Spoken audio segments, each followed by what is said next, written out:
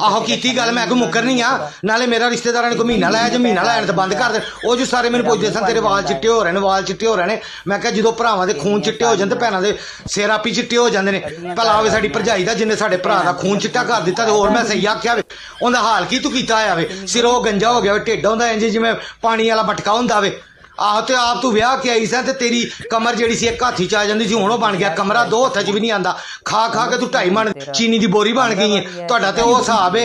तली में आया तो गली में खाया आ 1 रुपया ना तू आप जोड़नी ना साडे भरा नूं कोई सुख देनी हैगी असीं आ जाइए तो तेरा मूँह बन जाता वे भैणां तेरियां आ जान ते ठीक फीफी छन्नण मुंडण नहीं मुकदे तेरा तो दिल करदा तू होवें ते तेरियां भैणां साली आदे घर वाली ते भैणां की हुंदियां ने किराएदार नियां ਉਹ ਤੇ ਸੁਨਾਮੀ ਆਣੀ ਨਹੀਂ ਸੀ ਜਿਹੜਾ ਲਾਵਾ ਅੰਦਰ ਉਬਲਦਾ ਪਿਆ ਸੀ ਇਹਨੇ ਬਾਹਰ ਨਹੀਂ ਸੀ ਆਣਾ ਸੁਨਾਮੀ ਆ ਗਈ ਏ ਹੈਲੋ